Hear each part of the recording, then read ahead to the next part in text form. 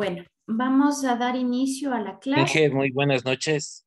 ¿Qué tal, Andrés? Muy buenas noches. Buenas noches, Inge. Le saluda Luis. ¿Cómo está? ¿Qué tal, Luis? Muy bien, gracias. Bueno, vamos a dar inicio. Supongo que el resto de estudiantes se irán conectando si no pueden ver la sesión grabada.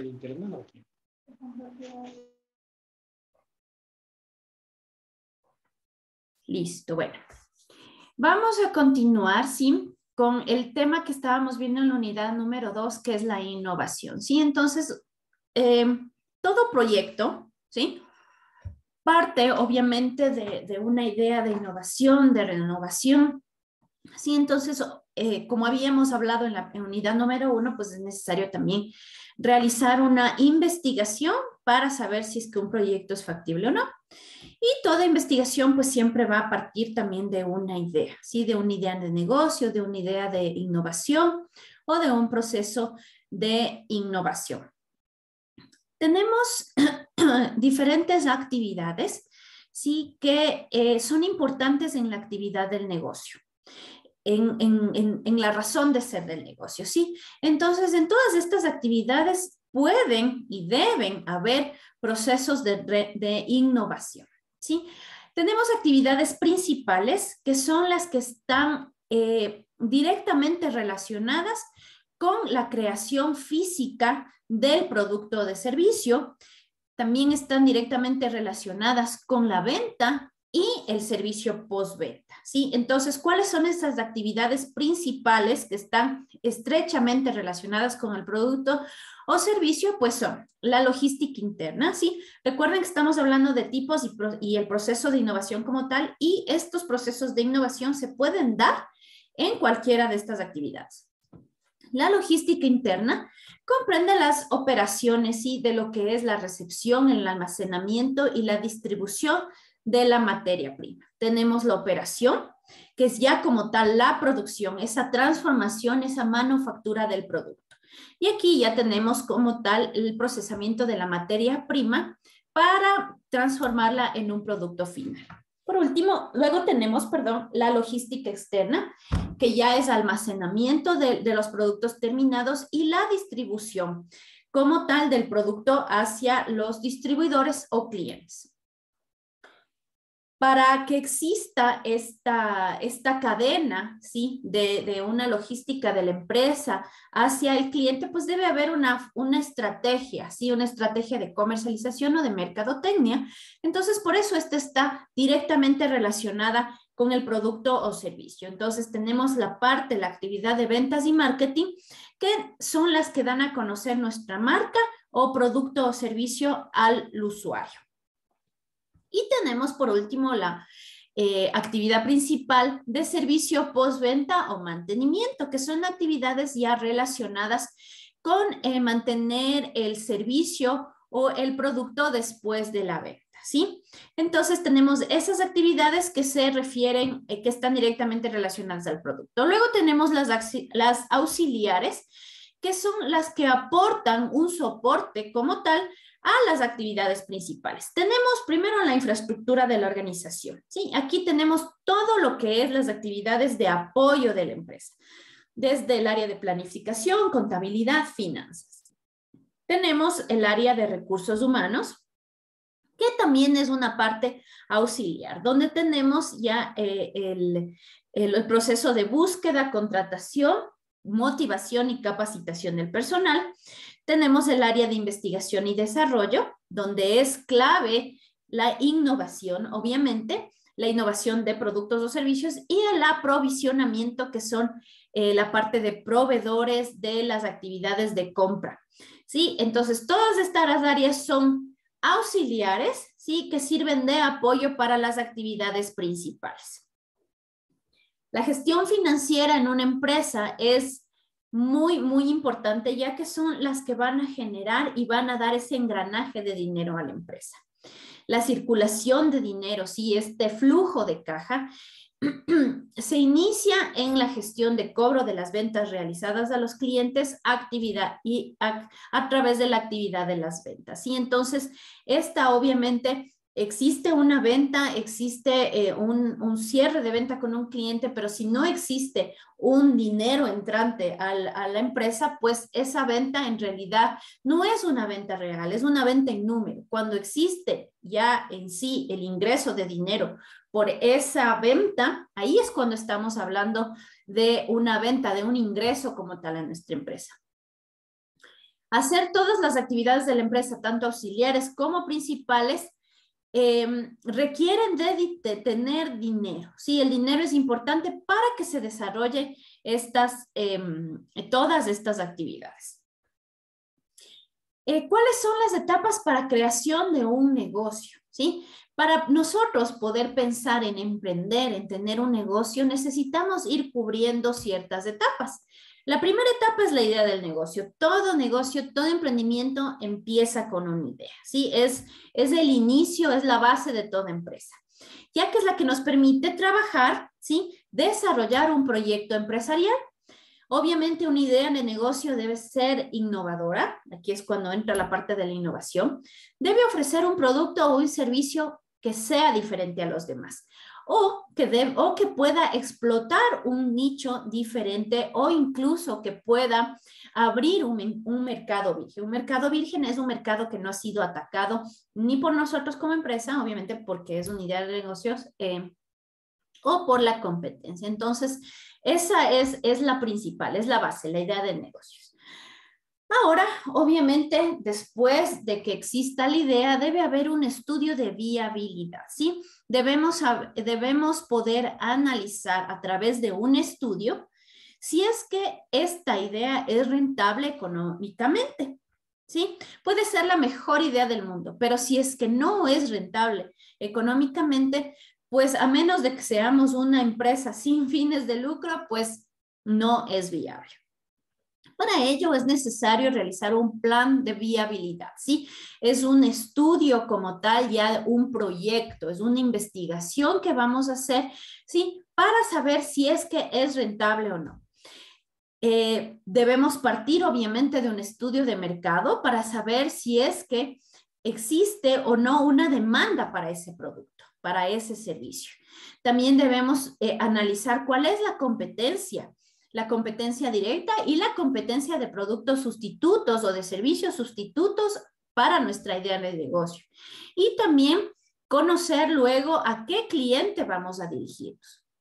Debe haber un estudio financiero, ¿sí? Ya sabemos si es que existe la demanda, sabemos cuáles van a ser nuestros costos. Al final debemos hacer un análisis financiero de saber si es que la demanda proyectada de ese producto versus nuestros costos proyectados nos van a dar al final una rentabilidad, ¿sí? Además, en los estudios de viabilidad, es importante también determinar cuál es el capital de trabajo que necesitamos, porque obviamente una empresa para que empiece a andar, a caminar, necesita un capital inicial. Entonces, también a través de este proyecto, de este estudio de viabilidad, vamos a determinar cuál va a ser ese capital de trabajo y hasta cuándo lo vamos a necesitar. Una vez que determinamos si es que la idea del negocio es viable, pues ya es importante dar marcha a lo que es el plan de negocio, ¿sí?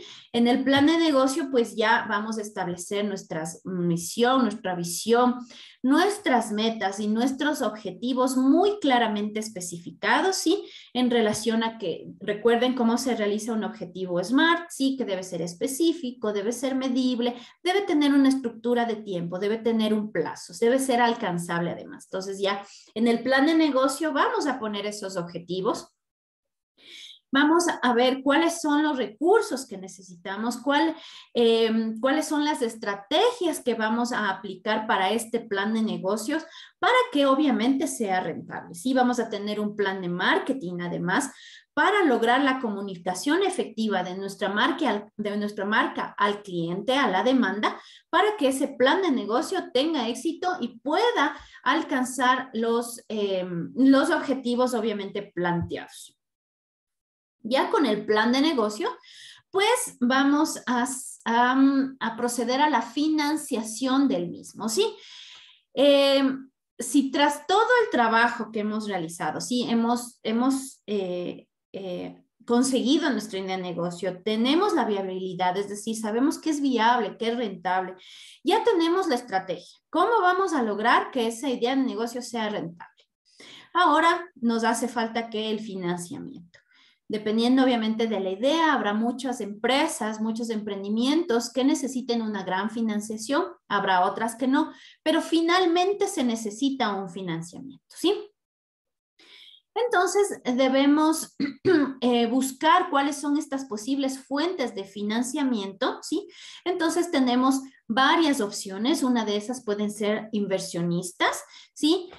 Otras pueden ser préstamos a través de entidades bancarias, o también tenemos otras opciones, ¿sí? Como los crowdfunding, que son gente que va aportando diferentes recursos, ¿sí? O diferentes talentos, digamos así, en la empresa. Y así se va haciendo un crowdfunding, es decir, que todos a través de sus talentos van aportando para la realización de este proyecto, ¿sí?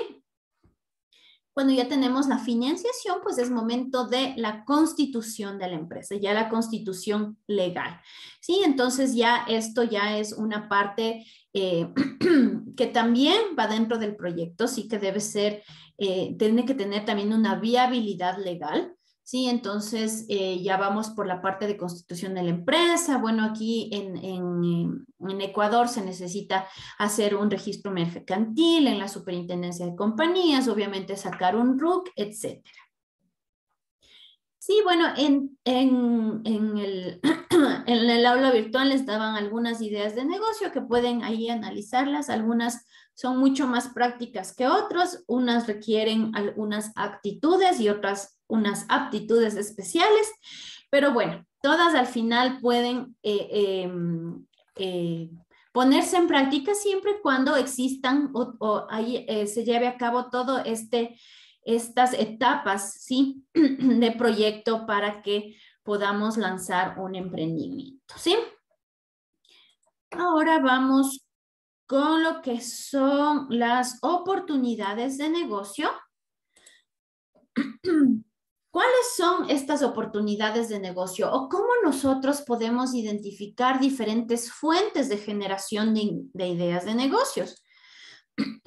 Existen varias fuentes, sí, que nos pueden de alguna forma inspirar o conducir a grandes ideas, y para encontrarlas solo sabemos, debemos saber dónde buscarla y cómo hacerlo, ¿sí? Básicamente, las fuentes de las ideas de negocio tienen tres bases, ¿sí? Una de ellas es los problemas. Vamos, a través de nuestra idea de negocio, vamos a resolver un problema, a dar solución a un problema. Otra idea de negocio puede ser la de satisfacer una necesidad y la otra puede ser la de satisfacer un deseo. ¿Sí? Un problema en una demanda o en un público se presenta como algo que causa un tipo de inconformidad o incomodidad en la gente. Una necesidad, bueno, ya está muy relacionada con artículos o servicios que de los cuales la gente precisa para tener una vida normal, ¿sí? Y los deseos ya están más vinculados con otro tipo de necesidades un poco más ya profundas y que van ya no tanto ligadas con las necesidades básicas del ser humano, sino ya un poco más relacionadas con el tema de la influencia social, ¿sí? De el poder adquisitivo de la gente. Entonces ya vienen un poco más ligadas incluso con las marcas. Si es que estas tres fuentes se cruzan, pues existe una muy buena idea de negocio. Como les había hablado, pues el problema es una determinada cuestión, asunto que requiere una solución. La necesidad humana es la falta o carencia de algo que se necesita para el desarrollo normal de la vida. Y el deseo ya consiste en anhelar un satisfactor específico para la necesidad profunda. Entonces, si yo tengo una necesidad humana que es la de vestir, entonces debería bastarme con cualquier prenda de vestir para yo satisfacer esa necesidad. La necesidad humana, es esa, la de la vestimenta. Pero el deseo ya es algo mucho más específico, ¿sí? Entonces ya no es solo tener una vestimenta, un pantalón, un saco, no. Debe ser un pantalón de un color específico, de una marca específica, de un modelo específico, que vaya relacionado con la tendencia actual de la moda. ¿Sí? Ya quizá no es solo una chompa, sino una chompa de un material que vaya en tendencia, etcétera. Entonces ya es algo mucho más específico, ¿sí? Y relacionado, como les digo, con otros comportamientos del consumidor. Debemos identificar el problema o la necesidad. Lo primero que debemos llevar a cabo para poder generar estas ideas de negocio es que debemos determinar la necesidad o problema o deseo que no está cubierto por los productos o servicios que ofrece el mercado. No solo debe tratarse de una idea innovadora, sino que requiere que quien la lleve a cabo cuente con las capacidades y actitudes que faciliten el proceso, ¿sí? Entonces, debemos también darnos cuenta que no solo se trata de la idea innovadora, sino que también debemos nosotros ser capaces de desarrollar esa idea, ¿sí? De hacer todo lo que habíamos visto en la etapa del desarrollo del proyecto, ¿sí? Que es la parte de la viabilidad, que es la parte de buscar un financiamiento, ¿sí? Entonces, todo eso es importante, no solo la generación de la idea de negocio.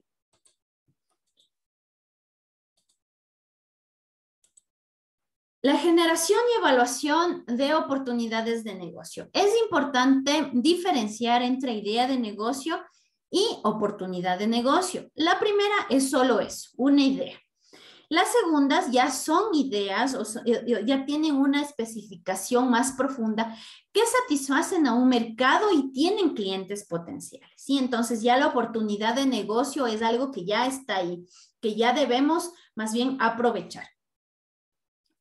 Aquí lo importante es poder evaluar estas ideas y cuando ya corresponda, cuando veamos que son viables, según las etapas que hemos visto, pues ya se convierten en oportunidades de negocio. ¿Por qué? Porque vemos que existe un mercado, vemos que es viable, ¿sí? Entonces, por ende, ya pasa de ser una simple idea a una oportunidad que, obviamente, a través de un plan de negocio, de un financiamiento, de una creación como tal, ya pasa a ser una oportunidad de negocio que le vamos a poner en marcha.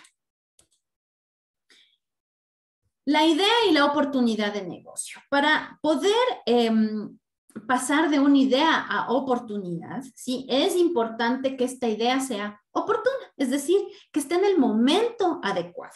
Sí, por ejemplo, quizá yo en algún momento, capaz en los años, a inicios de los años 2000, a mí se me pudo ocurrir la idea de que existan las redes sociales, ¿sí? Pero no fue una idea oportuna.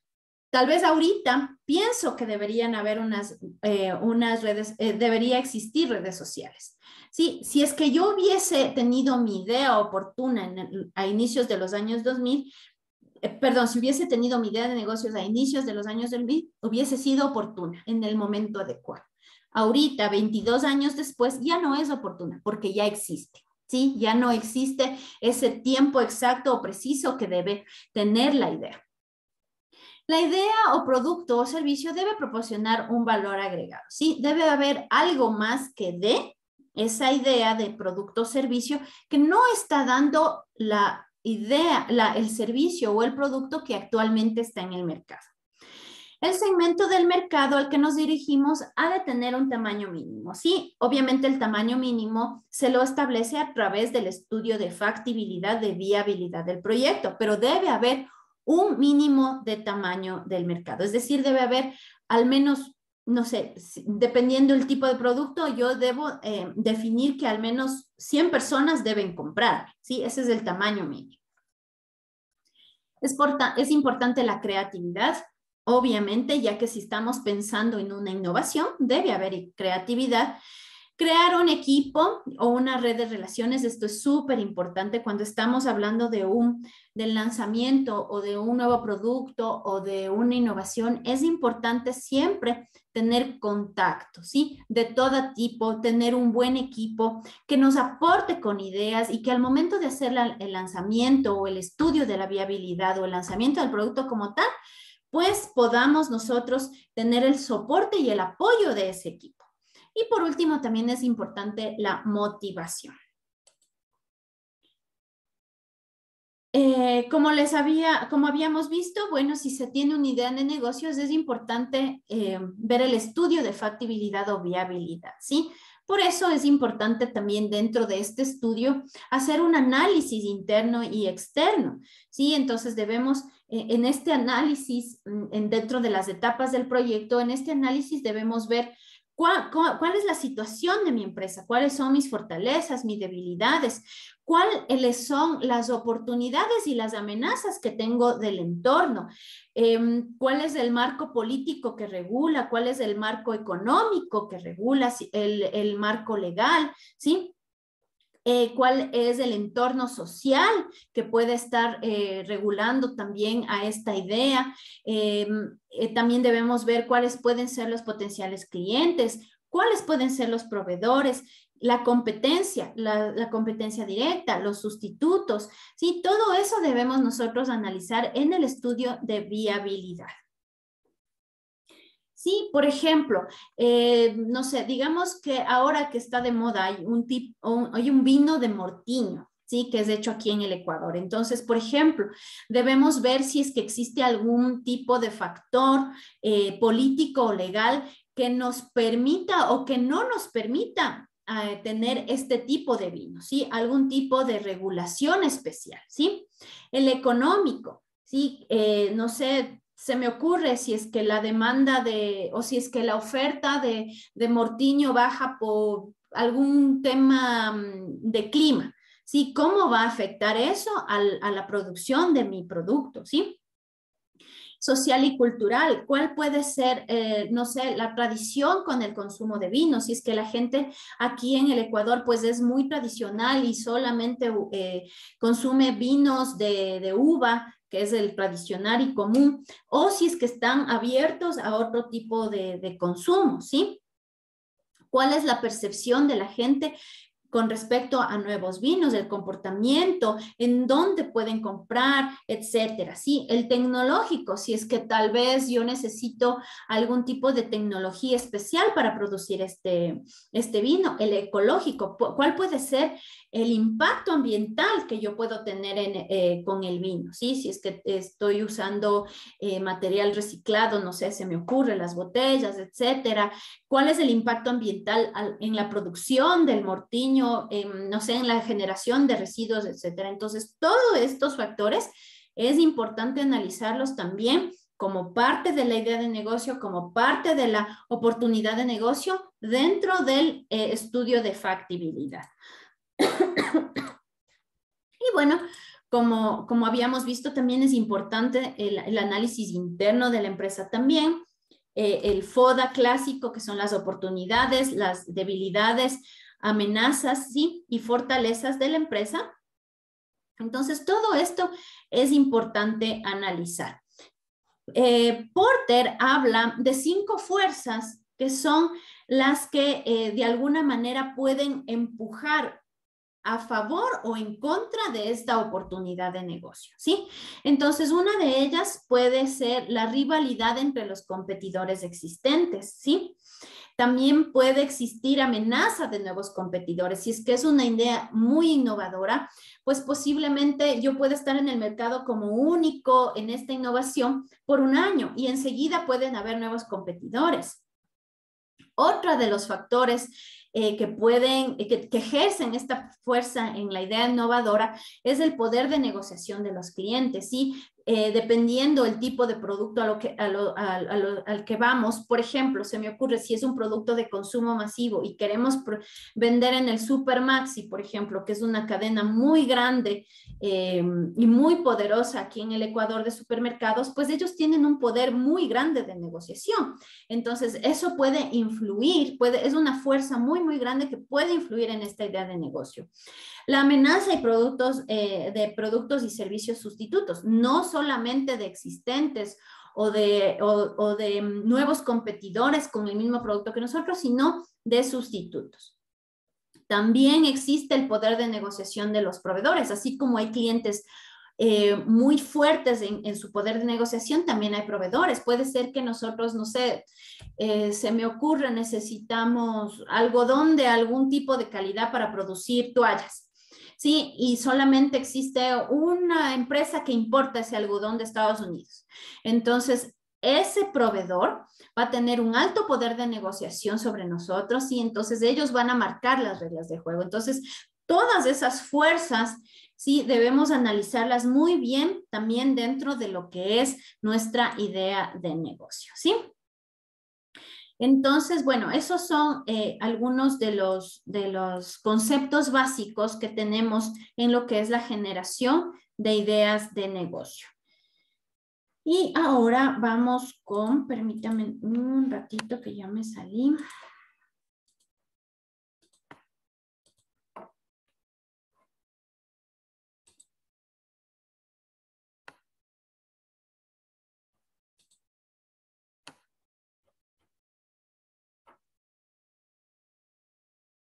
Ya, ahora vamos a ver actividades de negocio y sus características, ¿sí?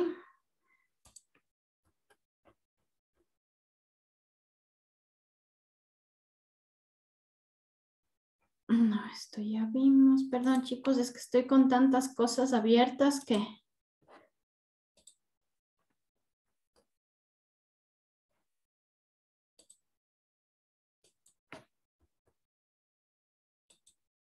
Bueno, como habíamos visto entonces, una vez que esta idea de negocio se convierte ya en una oportunidad, cuando ya vemos que existe un estudio de factibilidad o viabilidad positivo, ya tenemos un plan de negocio, ya tenemos el financiamiento, pues es momento de crear una empresa, ¿sí? Y una empresa no es más que una organización o institución dedicada a actividades para poder alcanzar fines económicos o comerciales. Ese es el concepto básico de empresa, ¿sí? Es un sistema que interactúa con su entorno, el entorno proveedores, distribuidores, clientes, materializando una idea. Volvemos nuevamente, tenemos la idea, pero al momento en que se crea una empresa como tal, se materializa finalmente esa idea. Y obviamente para materializarla necesitamos tener una planificación, ¿sí? Y con esta planificación finalmente podemos dar satisfacción a las demandas y deseos de los clientes, que es como surge la idea, a través de una actividad económica. Una empresa siempre tiene una razón de ser, una misión, una estrategia, objetivos, valores, políticas, ¿sí? Y planes de acción para la consecución de sus objetivos. Se considera, ya en temas legales, se considera una empresa toda entidad, independientemente de su forma jurídica, que ejerza una actividad económica. Forma jurídica quiere decir, por ejemplo, si estamos hablando de una persona natural o jurídica como tal. La empresa, además, es el conjunto de capital, es decir, la financiación, la administración y el trabajo, ¿sí? Que se dedican a satisfacer la necesidad de un mercado. Una organización o actividad, especialmente una organización de negocios. Tenemos varios tipos de empresas según su tamaño o el número de trabajadores. Estamos hablando de una microempresa, una empresa que tiene de 0 a 5. Bueno, en realidad no podría ser de 0 porque al menos alguien tiene que trabajar. Debería ser de 1 a 5 trabajadores. Pequeña, ya estamos considerando una empresa que tenga en su planilla de 6 a 50. mediana de 51 a 250 o 500 según otros autores, y una empresa grande se considera a la que tenga más de 251 trabajadores o más de 501 trabajadores según algunos autores. También podemos diferenciar a las empresas según su actividad. Entonces tenemos las empresas del sector primario, ¿sí? Que también se denomina extractivo. ¿Por qué? Porque su actividad básica es la de extraer o obtener productos directamente de la naturaleza. Y estamos hablando de empresas dedicadas a la agricultura, a la ganadería, a la caza, pesca, minería, petróleo, etcétera. ¿Sí? Entonces, estas son las del sector primario, ya que se basa en la extracción de materia prima, ¿sí? Y directamente de la naturaleza. Tenemos la del sector secundario o industrial, y aquí ya estamos haciendo referencia a las empresas que realizan algún tipo de transformación de la materia prima. Y tenemos diferentes actividades desde la construcción, la óptica, la madera, la textil, la alimenticia, etcétera, ¿sí? Entonces, ¿por qué habla de algún tipo de transformación? Porque, por ejemplo, nosotros tenemos el algodón. Una empresa que se dedique a la agricultura en el algodón es una empresa del sector primario. Ellos venden como materia prima el algodón a una empresa del sector secundario, ¿sí? Que fabrica la tela. Y esta empresa que fabrica la tela vende a una empresa del sector industrial para fabricar sábanas. ¿Sí? Entonces, si vemos cómo dependiendo del proceso en el que se encuentra el producto, vamos a clasificar a las empresas en primario, secundario o industrial. Y finalmente tenemos las empresas del sector terciario o de servicios, que incluye las empresas cuyo principal elemento es la capacidad humana para realizar trabajos físicos o intelectuales. Comprende también una gran variedad de empresas como la de transportes, bancos, comercio. Aquí están todas las empresas que al final, por ejemplo, son el vínculo entre el fabricante y el cliente. Seguros, hotelería, asesoría, educación, restaurantes, etcétera. ¿Sí? Entonces aquí abarca todo lo que es sobre todo servicios, ¿sí?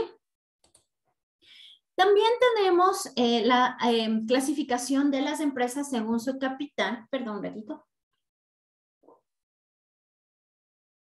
Y tenemos tres tipos de empresa.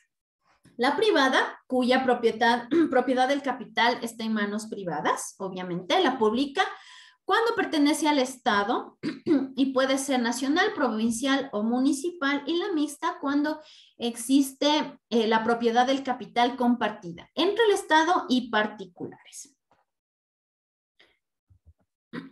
Tenemos también, según el ámbito, ¿sí?, de la actividad, tenemos empresas locales, que son aquellas que operan en su localidad, ya sea un pueblo, una ciudad, un municipio. Provinciales, las operaciones están dentro del ámbito geográfico de una provincia o un estado, ¿sí? Las regionales ya en cambio involucran a varias provincias o regiones. Las nacionales, las ventas se realizan prácticamente en todo el territorio nacional, y las multinacionales, cuyas actividades se extienden en varios países y el destino de sus recursos puede ser cualquier país, ¿sí? Entonces, dependiendo el ámbito de la actividad, tenemos esas. También tenemos según el destino de los beneficios. Y tenemos según el destino que la empresa decide otorgar a los beneficios económicos. ¿Cuál es? Es el excedente o la utilidad, que es el excedente entre el ingreso y el gasto. Entonces tenemos dos. La empresa con ánimo de lucro, cuyos excedentes pasan al poder de los propietarios o accionistas, ¿sí?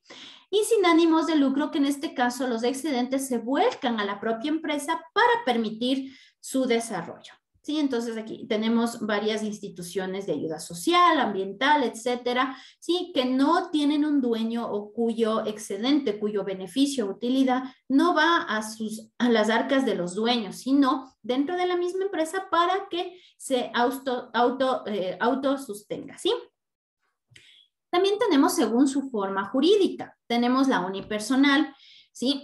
O la de persona natural. El empresario propietario es la persona con capacidad legal que ejerce el comercio y responde de forma ilimitada con todo su patrimonio ante las personas que pudieran verse afectadas por el accionar de la empresa. La sociedad colectiva en este tipo de empresas, la propiedad de más de una persona, ¿sí? Los socios responden también de forma ilimitada con su patrimonio y también existe un tipo de participación en la dirección o gestión de la empresa. Las cooperativas son aquellas que no poseen ánimo de lucro y son constituidas para satisfacer las necesidades o intereses socioeconómicos de sus socios cooperativistas, que además suelen ser trabajadores y en algunos casos también clientes o proveedores de la empresa. Sí, por ejemplo, las cooperativas de ahorro y crédito, generalmente los socios son los mismos clientes, ¿sí? Tenemos las de responsabilidad limitada. En esta, los socios propietarios de estas empresas tienen la característica de asumir la responsabilidad de carácter limitada y solo responden por el capital o patrimonio que aportan a la empresa. Y por último tenemos la sociedad anónima, que tiene el carácter de responsabilidad ilimitada al capital que aportan, pero poseen la alternativa de tener puertas abiertas a cualquier persona que quiera adquirir acciones de la empresa. Y por este camino pueden realizar también ampliaciones de capital dentro de las normas que la regulan. Esto es una buena opción para conseguir financiamiento, ¿sí? Si queremos ampliar la empresa, si es que queremos quizá ir a nuevos mercados, desarrollar nuevos productos, innovar, ¿sí? Listo. Perdón.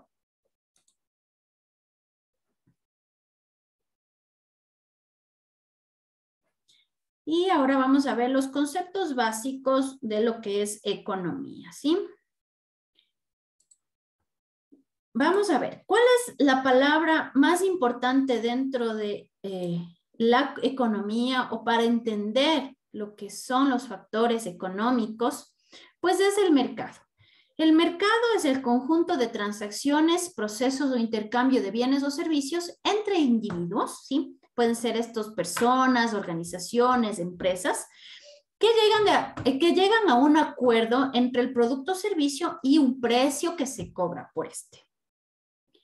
El mercado básicamente funciona en virtud de la relación que existe entre la oferta y demanda, ¿sí? El mercado es donde se conjugan tanto la oferta y la demanda. Es decir, el precio de los productos y servicios está determinado por la oferta de los diferentes proveedores que realizan y cuál es la demanda de estos productos o servicios por parte de los consumidores de dichos bienes y servicios, concluyendo que a menor demanda hay más oferta y a mayor demanda hay menos oferta. Esto es una regla general, pero no 100% aplicable en todos los casos. Tradicionalmente el mercado era entendido como un lugar físico donde se efectúan los procesos de cambios de bienes y servicios. Pero realmente con la aparición de la tecnología, pues los mercados ya no estamos hablando de un mercado físico como tal o de un espacio físico. Ahora el mercado también se lo puede hablar de un mercado digital, ¿sí? Un mercado en línea. ¿Cuál es el objetivo del mercado? Pues es el intercambio de un producto o servicio por un precio pactado. Tenemos diferentes, o ha habido una evolución del intercambio en el mercado, ¿sí? Y partimos primero por el trueque. Los mercados surgieron antes de que apareciera el dinero, ¿sí? No es que por el dinero surgió el mercado. Ya hace años, cuando empezó la evolución de la humanidad, pues ya hubo una necesidad del intercambio de bienes, ¿sí? Por otros que necesitaba la persona que no los poseía. Entonces, aquí había un intercambio directo o indirecto de los bienes, ¿sí? Ya con la aparición del dinero, estos intercambios ya se facilitaron, ya se pudo poner un valor a los bienes, puesto que el intercambio fue directo y esto proporcionó la posibilidad de ampliar los intercambios tanto en tiempo como en espacio. Por otra parte, el intercambio indirecto permitió la evolución y perfeccionamiento de los mercados, haciéndolos más eficientes.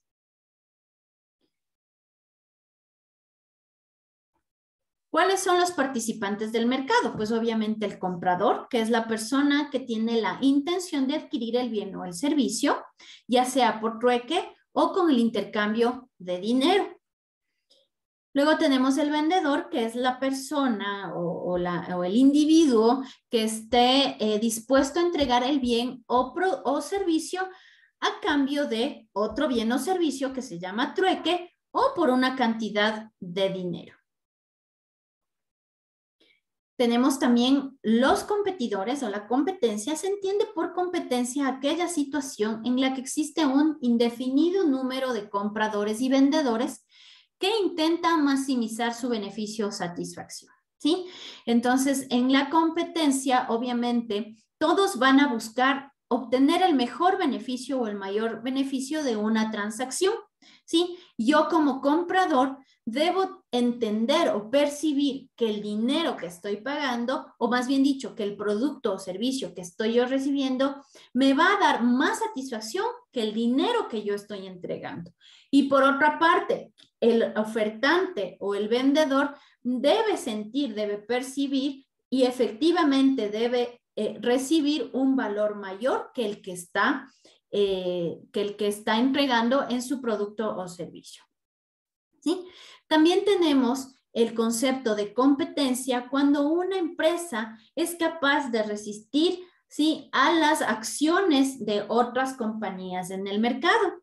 En un mercado competitivo, las empresas deben bajar sus precios a fin de estimular al máximo las decisiones de compra. Cuando es un mercado sumamente competitivo, generalmente hay un tema bastante fuerte de guerras de precios. Y así los productores y comerciantes no tienen amplios márgenes de beneficio, ¿sí? Bajo esta perspectiva, la competencia perfecta, que es el régimen hipotético descrito ¿sí?, por los teóricos economistas clásicos, se componen de una convergencia de múltiples condiciones. Así es como, en primer lugar, debe partir de la idea de que el mercado, los agentes presentes, vendedores y compradores, son numerosos y que sus fuerzas impiden el surgimiento de desigualdades muy acentuadas. En esta competencia perfecta, tanto el comprador como el vendedor tiene ese sentimiento de que ha obtenido una ganancia, ¿sí? Entonces, ninguno de los dos se interpone en los objetivos del otro. Esa es la competencia perfecta. La competencia imperfecta, en realidad, las comprobaciones históricas sobre el mercado han revelado la prevalencia de la competencia imperfecta en el mercado, en la que algunos agentes pueden, en determinados momentos, ejercer fuertes presiones en el proceso de ajuste en la oferta y la demanda. Entonces, estos agentes, ya sea la parte de la oferta, puede tener un gran poder, ¿sí?, que ejerza fuerza dentro del mercado. O a su vez, la demanda puede ser la que ejerza poder en estas presiones del mercado. La dinámica de la competencia, ¿sí?, cuyos dos extremos son la perfecta y el monopolio, corresponden a condiciones de la competencia imperfecta que, pasando del oligopolio, cuando hay pocos vendedores y muchos compradores, al oligopsonio, que hay gran cantidad de agentes de oferta y pocos demandantes, y demuestran la rigidez de las estructuras del mercado. Entonces, no podemos hablar de una competencia perfecta donde hay muchos demandantes y muchos ofertantes, ¿sí? No existe esa competencia perfecta, y más bien estamos hablando de una competencia imperfecta, donde o existen muchos vendedores y pocos demandantes, o al revés, existen muchos ofertantes y pocos demandantes. Así es como vamos a definir la competencia, ¿sí? Los tipos de competencia, perdón. Entonces tenemos la competencia perfecta, que es la que habíamos asumido que existen muchos compradores y muchos vendedores para un producto indiferenciado, ¿sí? Y no existen barreras de entrada ni salidas en el mercado. Existe una perfección en el mercado. Y la competencia imperfecta pues tenemos algunas variantes, ¿sí? Tenemos, por ejemplo, un monopolio en donde existe un ofertante y muchos demandantes, ¿sí? O el duopolio cuando existen únicamente dos oferentes y muchos compradores. Entonces, por ejemplo, digamos en la ciudad de Quito existe la empresa municipal de agua potable. Eso es un monopolio, ¿sí? Porque existe solamente un ofertante y habemos muchísimos compradores. Entonces, no es que yo puedo decidir y me voy con otra empresa de agua potable. No existen más, entonces me toca como consumidor quedarme con esa empresa. ¿Sí? Luego tenemos el oligopolio, que son pocos oferentes y muchos demandantes. Por ejemplo, el servicio de la telefonía móvil. Aquí tenemos solamente 3 proveedores y hay millones de demandantes. Y ese es un ejemplo de oligopolio. Existen algunos factores que inciden o que influyen en el mercado y a su vez en la competencia, ¿sí? En la competencia en que existan monopolios, duopolios, oligopolios, etc. Uno de ellos es el gobierno, ¿sí? La acción, la acción de los gobiernos, ¿sí? Muchas veces por sus regulaciones, por sus legislaciones, pues obligan o causan este tipo de competencia, ¿sí? Las entidades públicas han tratado de reaccionar contra el estrangulamiento de la competencia creando una legislación relacionada con las normas antitrust. Sin embargo, este intento choca con la evolución general de las economías modernas. Los gobiernos quedan atrapados entre el deseo de sustentar a su industria nacional frente a las empresas extranjeras muy competitivas, ¿sí? Por eso es que muchas veces, por ejemplo, tenemos los aranceles, ¿sí? Entonces, los gobiernos lo que hacen es poner aranceles a las importaciones, ¿para qué? Para proteger a la industria nacional. Pero ¿qué pasa? Que en la evolución de la economía o de los mercados abiertos, esto puede chocar, ¿sí? Obviamente, los gobiernos también intentan proteger a los consumidores, ¿sí? Y al intentar mantener cierta competencia en el mercado nacional para poder estabilizar los precios, ¿sí? También tenemos otro factor influente en el mercado que es la intensidad de los compradores. A medida que la intensidad de los competidores, a medida que la intensidad de la competencia sea mayor, la posibilidad de obtención de utilidades o de beneficios es menor, ¿sí? Por tanto, el atractivo de la industria disminuye. Dicha dinámica viene determinada por el número de competidores y el equilibrio que existe entre ellos, el ritmo de crecimiento de la industria. Si es que estamos hablando de una industria emergente, pues posiblemente haya muy pocos competidores, entonces es una industria atractiva. Puede haber una industria en crecimiento, que ya empiezan también a haber más competidores, y maduras cuando ya existe un número suficiente o bastante alto de competidores, o en declive. ¿Sí? En declive es cuando ya el mercado ya no existe demanda, ya por la tecnología ya no existe ese mercado o esa demanda, entonces ya estamos hablando de una industria en declive. Las barreras de movilidad son aquellos obstáculos o dificultades que impiden a las empresas moverse de un segmento a otro o dentro de la misma industria, ¿sí? Entonces, por ejemplo, no sé, hablamos de una fábrica de automóviles, ¿sí? Que está que simplemente fabrica autos para consumo masivo, ¿sí? Pero ven una posibilidad de fabricar tractores.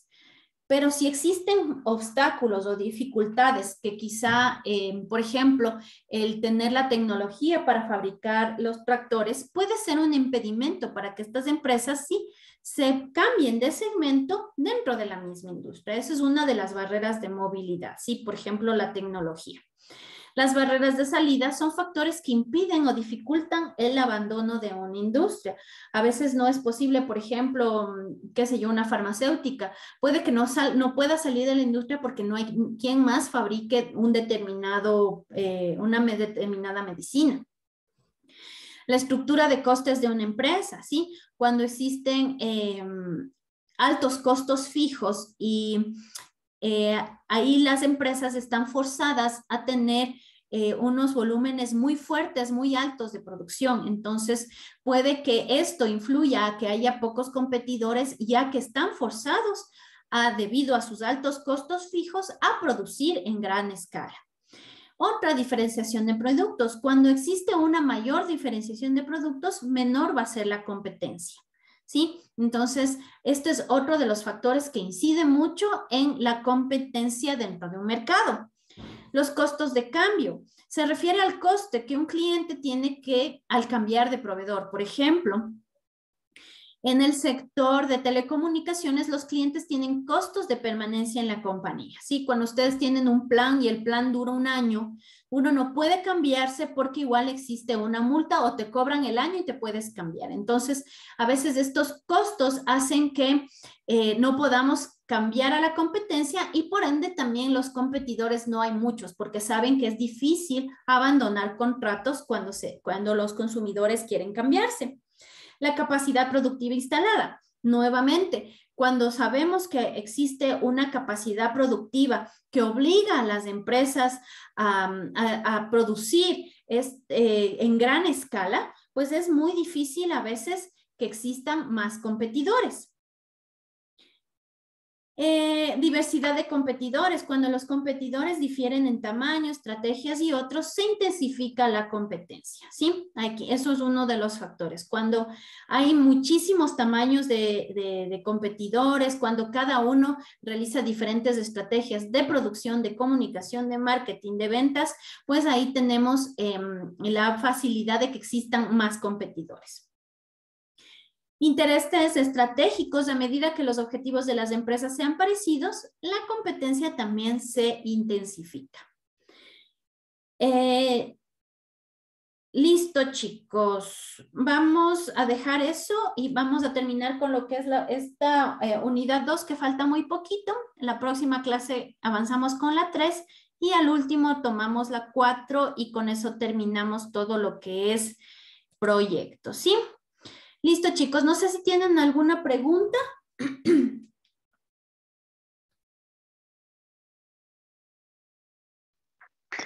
De mi parte, no, Inge, gracias. Ya, listo. Entonces, cualquier inquietud, si es que pueden revisar un poquito la materia, con gusto les puedo ayudar la próxima clase, ¿sí? Gracias, Inge, pero le cuento que hasta ahorita no están subidas las clases pasadas ni las tareas. No sé si nos puede dar una manito con eso, por favor. Ya, claro, claro. Enseguida le voy a escribir a David del instituto para que les ayude con eso, ¿sí? Inge, Sí, gracias. Luchito, las tareas ya están subidas, los videos no, de las clases no están subidas. Ah, ya. Entonces, bueno, les voy a Sí, las decir tareas que... ya están. Ya, perfecto. Entonces, las tareas ya están, faltan los videos. Listo, ya les voy a decir para que puedan subir, ¿sí? Porque yo sí les he enviado. Ok, Muchas gracias, gracias. Inge. Ya, listo, un gusto. Que tengan una buena noche. De igual manera, Inge. Gracias, igualmente. Buenas noches. Gracias, igualmente.